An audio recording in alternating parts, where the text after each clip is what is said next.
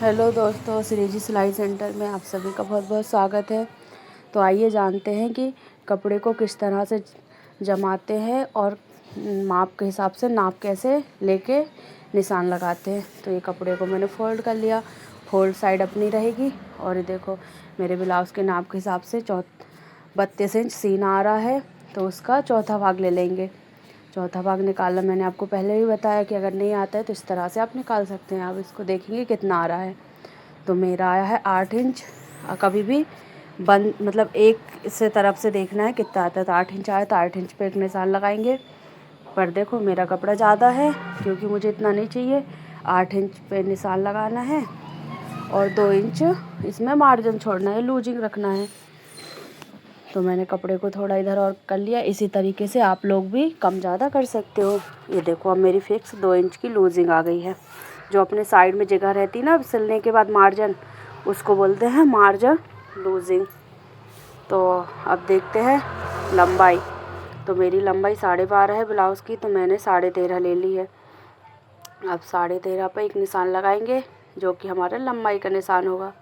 तो बिल्कुल इसी मेथड से आप किसी भी साइज़ के ब्लाउज़ में निशान लगा सकते हो। तो ये 13.5 पे एक निशान लगा लिया है। अब हम लेंगे गला। तो गला है यहाँ पे 2 इंच।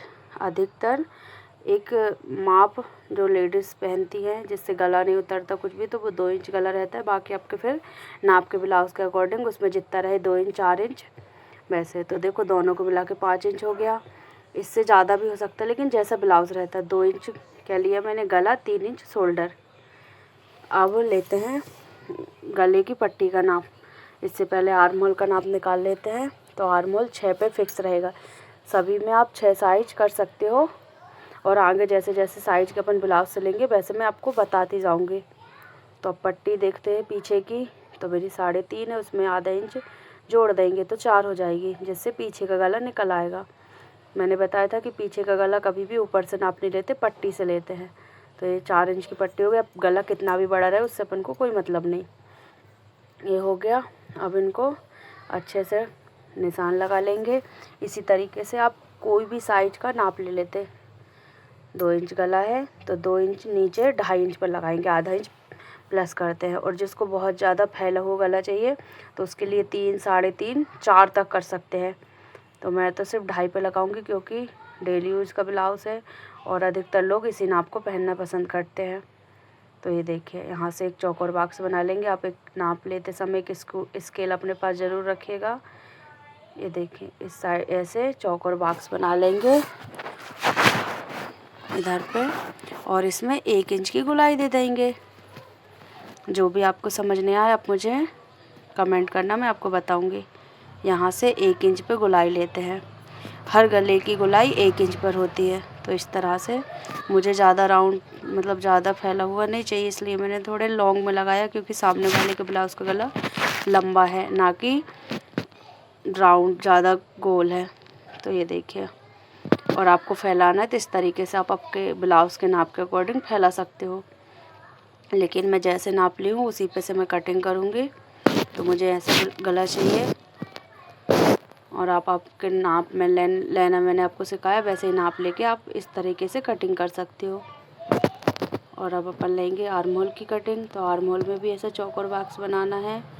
अपन ने जो लिया था 6 वो फिक्स रहता है।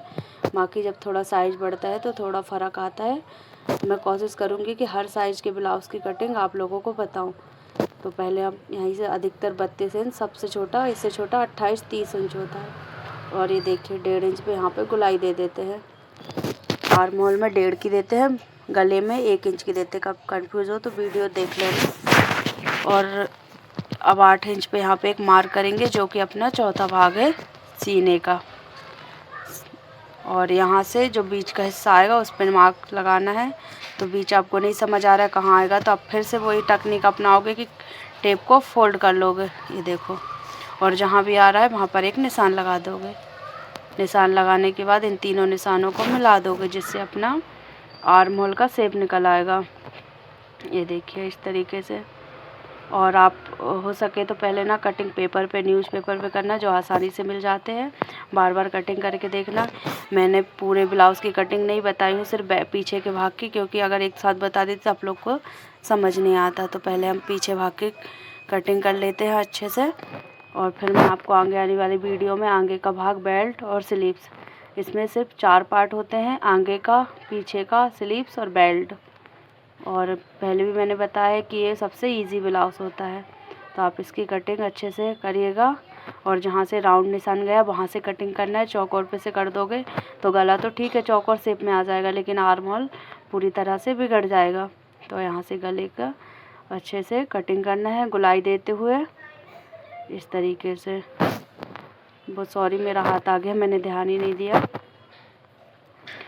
और मैं इस ब्लाउज़ की पूरी कटिंग और इसको सिलते समय भी आपको हर डाउट क्लियर करूँगी, जो कि मुझे रहते थे लेकिन मुझे वीडियो में नहीं मिलते थे। तो मैं कोशिश करूँगी कि आप लोग को हर चीज़ बताऊँ, जो छोटी छोटी बातें रह जाती है अपन को, जो अपने मन में सवाल चलते हैं। अब इस कपड़े को मैं इसलिए बचा रही हूँ क्योंकि आगे अपन को काम आएगा। और अब यहाँ से सीधा एक कट और लगा देंगे, जो अपना शोल्डर का हो जाएगा। ये शोल्डर 3 इंच का है, यहाँ से यहाँ तक। और इसको भी ज़्यादा कम करते हैं, वो ब्लाउज़ के नाप के अकॉर्डिंग रहता है। ये बार बार इसलिए बोल रही हूँ ब्लाउज़ के नाप के अकॉर्डिंग, क्योंकि आपको जो कटिंग करना है वो जैसा आपका ब्लाउज़ है उसी तरीके से करना है। मैं बता रही हूँ उस तरीके से नहीं, ये मेरे कस्टमर का ब्लाउज़ है तो मैं उस हिसाब से कर रही हूँ। और इसके बाद मैं बड़े साइज़ की ब्लाउज़ की भी कटिंग करके बताऊँगी आपको। और इस तरह से देखो, ये मेरे बैक पार्ट, पीछे का पार्ट पूरा तैयार है। ये हो गया आर्म होल और ये गला है। तो आप समझ गए होंगे, मैंने बहुत ही आसान शब्दों में समझाने की कोशिश करी। यहाँ डाट लगेगा, टक्स लगेगा, जो मैं आपको सिलाई करते समय बता दूँगी। और ये देखिए, गला हो गया, आर्म होल हो गया। और प्लीज़ मेरी वीडियो पे लाइक, कमेंट, चैनल को सब्सक्राइब कर लें, ताकि मैं इससे भी अच्छी वीडियो आपके लिए लाऊं और आपको बहुत आसान तरीके में पूरी सिलाई सिखा दूं। ठीक है, मिलेंगे नेक्स्ट वीडियो में, तब तक के लिए बाय बाय। सब अपना